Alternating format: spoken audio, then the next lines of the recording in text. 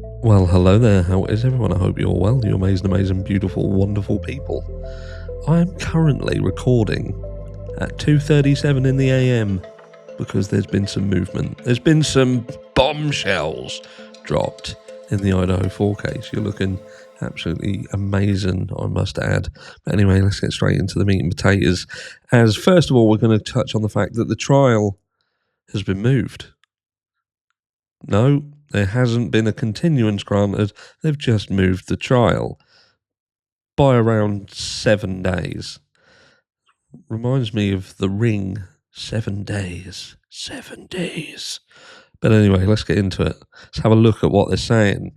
So this is the amended scheduling order. So it says sealed proceedings with the Court and Council will take place July 28th, 2025 through August 1st, 2025. So there's going to be some hearings in the in the run up to the trial. It says jury voir dire will commence on August 4th, 2025, rather than July 30th, 2025, and continue until a jury is seated.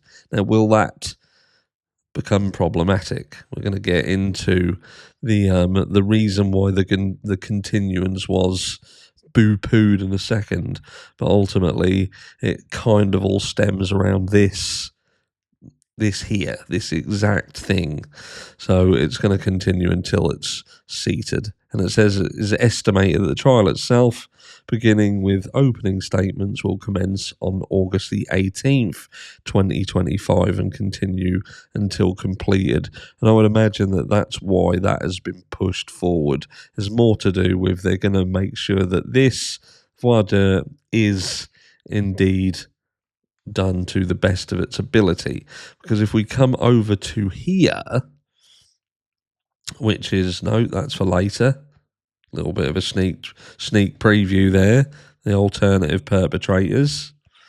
So look, it says here there is no assurance that the pre-trial publicity will fade with time. The murders occurred over 2.5 years ago. The circumstances of the murders were provocative for college students in a small Idaho college town were brutally stabbed to death by an unknown perpetrator. Yeah, I'd say that's probably right. It's still unknown. Well, it was an immediate media sensation and garnered widespread attention that not only continues to persist, but continues to grow. 18 months ago, defendant moved for a change of venue, and this is the problem here for the defense team. So change of venue from Latah County due in part to the extensive inflammatory pretrial publicity and allegations made about Mr. Kohberger to the public by media that will be inadmissible at trial, which is going to be the funny thing is here, I think the main part of this is likely going to be the stalking, which it weren't the media that even said that. That was the PCA. Anyway, motion for change of venue, January 30th, 2024. He argued that Latah County was not large enough to avoid the bias caused by the pervasive prejudicial publicity. Idaho defendant's motion was granted, and as a result, the trial date was continued by approximately 10 weeks. So they're saying that he's already had a continuance. Those additional 10 weeks have not resulted in fading media attention. It has only given the media more time, an opportunity to provide coverage to a public audience which is clamoring for answers. The longer the public is made to sit and wait for the facts to come out at trial, the more time there is for inflammatory, speculative stories, movies, and books to circulate, which stick a pin in it because this bit here is bullshit. And we're going to talk about this because this is bullshit. Viewed and consumed by the public. proceeding with trial as scheduled will likely avoid negative consequences from future publicity. Thus, the court finds a continuance is not warranted based on the medial coverage. Rather, careful and patient voir dire is prescribed, which is exactly why I think that they're going to, again, this push of about 7 days. And it says here, look, a continuance is not warranted to investigate the leak of information. Defendant also asserts that a continuance is necessary to accommodate the special prosecutor's investigation into the source of leaks to the media and to impose accountability. With regard to Dateline episode, defendant points out that Dateline represented that the material came from sources close to the investigation.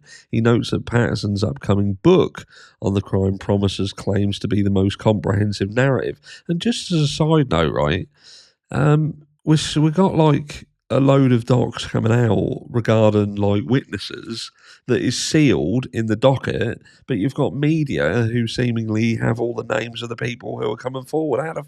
So it proves that there's still ongoing leaks in this case, doesn't it? How is that a thing? And it's driving me insane. But anyway, I digress. So that's evidence today is based on over 300 interviews, several individuals, including victims' families and local law enforcement. He also notes that the Amazon Prime docuseries promises to be told in captivating, tense, and emotionally wrenching detail by only those involved in and affected by the crime. He argues that if any of the leaks came from witnesses the state intends to call or from others involved in the investigation, the information is Brady material because it would serve to impeach the leaker's credibility and may be exculpatory in nature, which we saw in a big case in the UK with the couple who were killing young women in their house and burying them in the garden.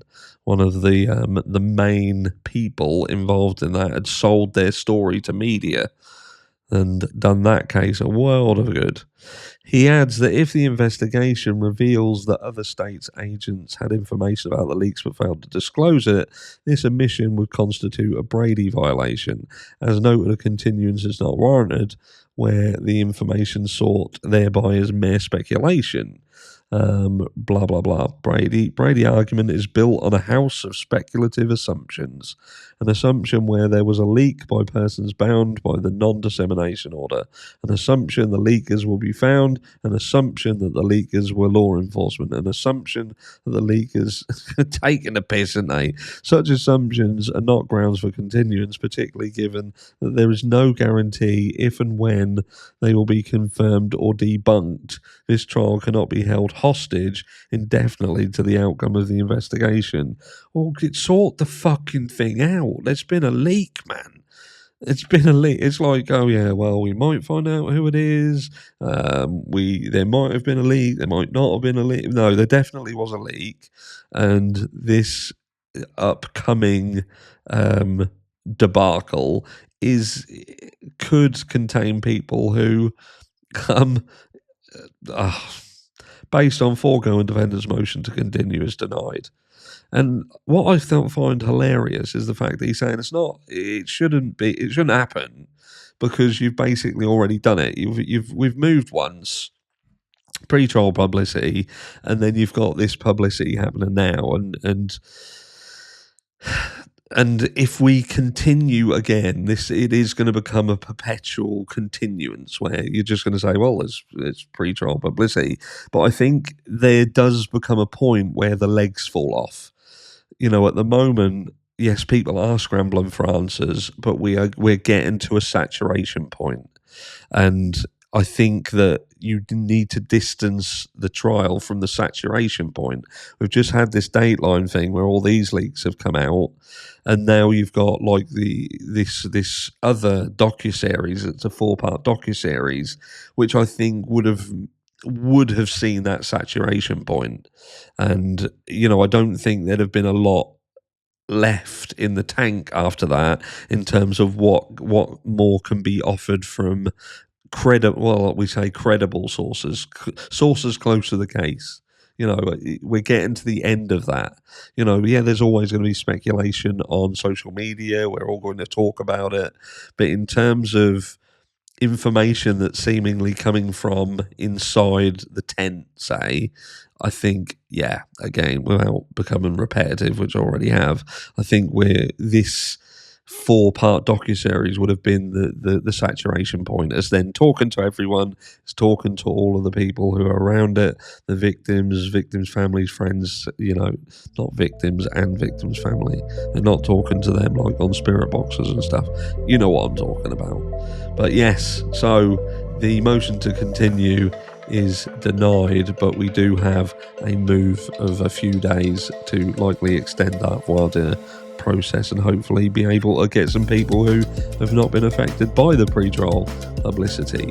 But I think Hitler dropped the ball there where he said that you can't guarantee that this will calm down. We're already seeing exacerbation, if you like, of media coverage. Again, I would argue that that's about to hit saturation point, and beyond that there isn't a lot left, and people will get bored in time. Love you all. Alternate perpetrators in video too. Subscribe if you haven't subscribed, like if you haven't liked. Love you all. Mwah.